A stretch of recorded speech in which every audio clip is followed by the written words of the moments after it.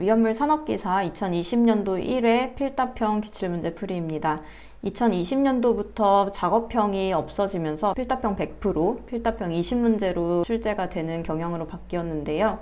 이 필답형 문제에서는 기존에 진행되던 필답형과 작업형이 혼합되어서 출제되는 경향을 보이고 있습니다.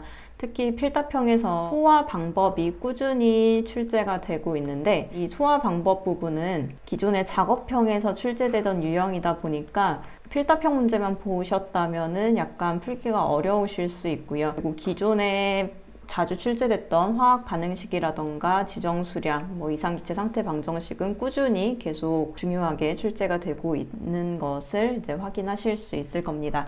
자, 이 점 참조하시면서 2020년도 1회부터 기출문제를 풀어보도록 하겠습니다.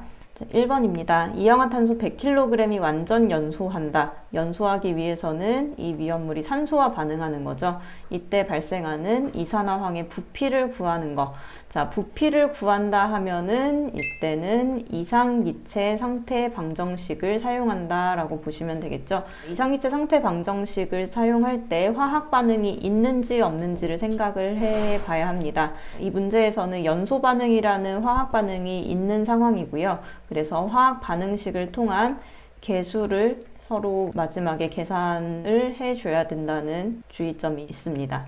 이상기체 상태 방정식을 사용할 때는 PV는 N분의 WRT 또는 PV는 nRT를 사용하는데, 이때 W를 쓰는 경우에는 문제에서 질량을 줬을 때, nRT를 사용하는 경우는 문제에서 몰수를 줬을 때로 구분이 됩니다. 그래서 구하는 값이 부피이기 때문에 V로 식을 고쳐주고 각 항에 맞는 PMWRT를 각각 구해주는데, P는 ATM 단위로 고정을 해주는 게 계산하기 편리하기 때문에 mmHg를 ATM으로 환산을 해줍니다.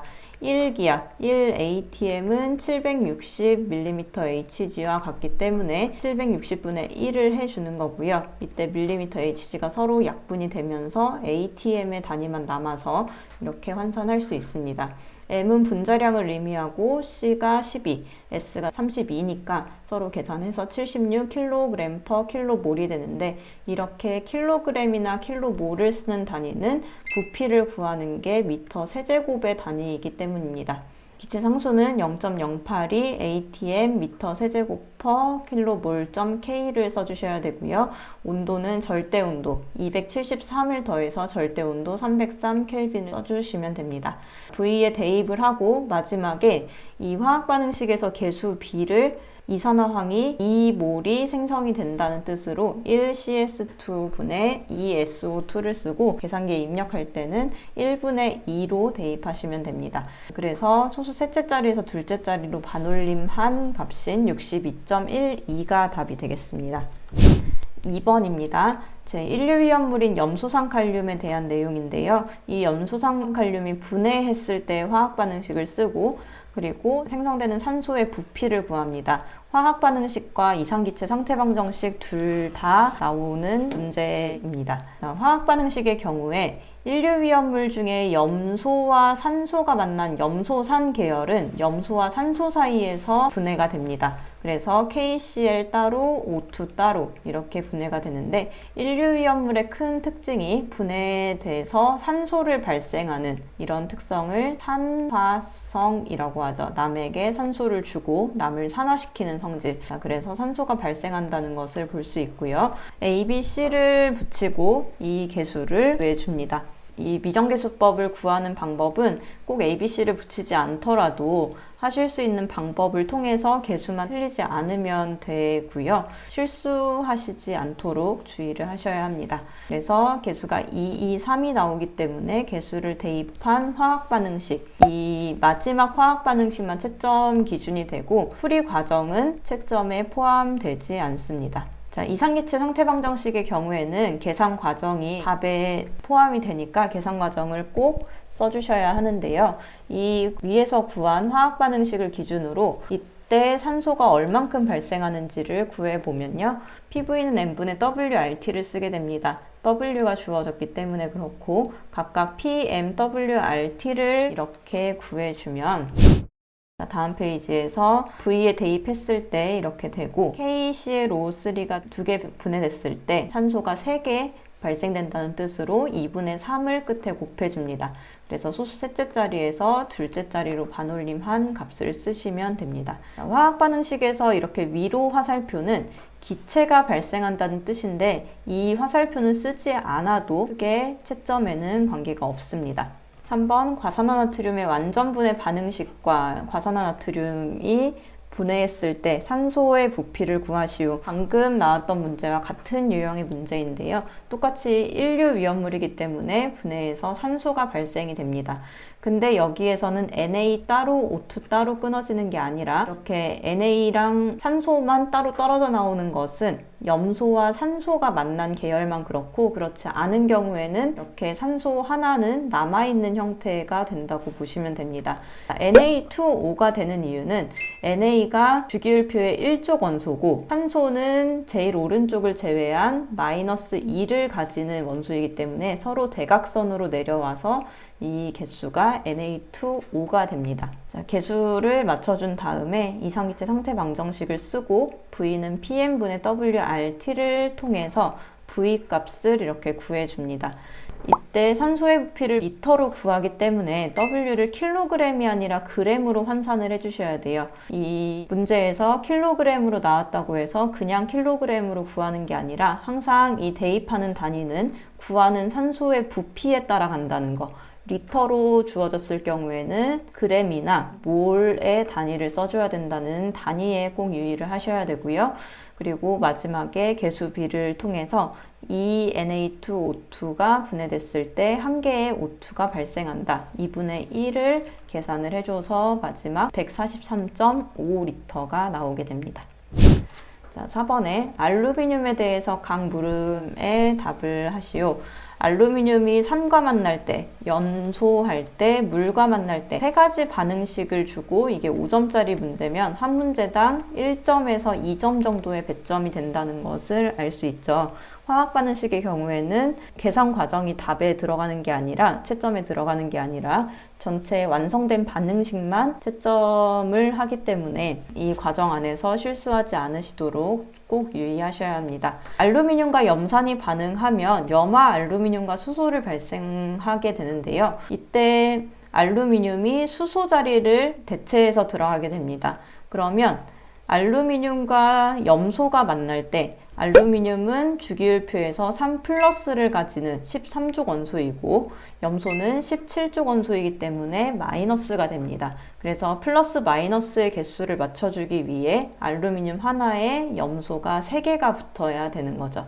그래서 AlCl3가 되고 H는 혼자만 이렇게 H로 나오는 게 아니라 항상 기체 상태에서는 H2가 돼야 합니다. 그 다음에 ABCD를 붙여서 미정계수법 구해주시는 거 결국은 개수가 2, 6, 2, 3이 나오게 되고요. 마찬가지로 알루미늄과 산소가 만났을 때 왜 Al2O3가 되냐면 알루미늄이 3+이고 O가 2-이기 때문에 플러스 마이너스의 개수를 맞춰주기 위해서 알루미늄 2개, 산소가 3개 필요하게 됩니다. 여기에서도 ABC의 값을 구하게 되면 개수가 4, 3, 2가 나오게 됩니다. 다음 알루미늄이 물과 만났을 때는 이 물을 H와 OH로 쪼개서 생각했을 때 아까 염산에서 알루미늄이 수소 자리를 대신해서 들어갔죠. 물에서도 마찬가지입니다. 알루미늄이 H 자리를 대신해서 들어가고 그래서 알루미늄 3+가 OH-와 만나기 때문에 OH가 3개 필요한 거고요. 발생하는 기체는 H2가 됩니다. 자, 그래서 ABCD를 구해 보게 되면 이 개수가 2, 6, 2, 3이 됩니다. 그래서 화학 반응식을 완성을 하게 되면 이렇게 3개의 화학 반응식을 완성할 수 있습니다. 다음 5번입니다. 위험물을 저장할 때 사용하는 보호액을 쓰시오. 자, 보호액은 몇 가지 안 되고 정해져 있기 때문에 쉽게 쓰실 수 있는 문제고 자주 출제되는 부분입니다. 황리는 제3류 위험물인데요. 제3류 위험물의 특징은 자연 발화성 그리고 금수성이 있다는 특징이 있습니다. 함유위험물은 모두 자연 발화성을 가지고요. 그리고 황린을 제외한 나머지 위험물들이 금수성을 가집니다. 그래서 황린은 금수성을 가지지 않고 자연 발화성만 가지는 유일한 위험물이에요. 그러니까 물과 닿아도 크게 위험하지 않습니다. 그래서 물 속에 보관하는데 이 물 중에서 pH 9의 물에 저장해야 된다는 게 포인트입니다. 그냥 물이 아니라 pH 9의 물은 삼류위험물인 황린이 저장되는 방식입니다. 칼륨은 황린과 똑같이 삼류위험물이긴 하지만 황린이 아니기 때문에 이 위험물은 금수성의 특징이 있어요. 금수성이라는 건 물을 금지해야 된다는 거죠. 그래서 물과 전혀 반대의 성질인 석유 또는 파라핀에 보관해야 합니다. 이 파라핀의 경우에는 유동 파라핀이라고도 하는데 그래서 답을 쓰실 때는 등유, 경유, 유동 파라핀 이렇게 보시면 되겠고요. 이황화탄소는 제 사료위험물 중에 특수인화물에 해당하는 물질인데 사료위험물이 보통 물 위에 뜨지만 이황화탄소는 물 속에 가라앉는다는 특징이 있습니다. 그래서 물 속에 저장해서 가연성 증기 발생을 억제합니다. 왜냐하면 사료위험물의 특징이 증발연소를 한다는 건데 증발연소가 가연성 증기가 연소하는 현상이기 때문에 증기를 발생하지 않게 되면 저장할 때 조금 더 안전하게 저장할 수 있습니다. 그래서 물 속에 저장하는 위험물이 3가지가 있는데 지금 이 문제에서 볼 수 있는 이황화탄소, 황린, 그리고 유황까지 물속에 저장한다라고 정리해 두시면 좋겠습니다. 6번 위험물 안전관리법령상 동식물 유류에 대한 답을 쓰시오. 동식물 유류는 건성유, 반건성유, 불건성유로 이렇게 나뉘는데 이 나누는 기준은 요오드가 또는 요오드 값을 기준으로 합니다. 요오드 값이랑 요오드가랑 서로 같은 말이고요. 이 요오드가는 유지 100g, 기름 100g을 굳게 만드는 데 필요한 요오드의 그램수입니다. 요오드가 몇 그램 필요한지. 그 동식물 유류 요오드 값에 따라서 건성유는 130보다 큰 거, 반건성유는 100에서 130, 그리고 불건성유는 100 미만인데 이 요오드 값에서는 130 이상, 미만 이런 기준이 정확하게 정리가 된 게 없습니다. 그렇기 때문에 이상을 초과로 썼다거나 미만을 이하로 썼다고 해서 감점이 되지는 않을 거예요. 중요한 것은 숫자입니다. 그래서 지금 정답에 있는 이런 식으로 쓰셔도 되고요. 아니면 이상 미만을 꼭 써야 되겠다 싶으시면 이런 식으로 130 이상, 100 미만, 그리고 100 이상, 130 미만으로 써주시면 되겠습니다. 요오드 값은 이상 미만이 중요한 게 아니라 이 숫자가 중요합니다. 숫자가.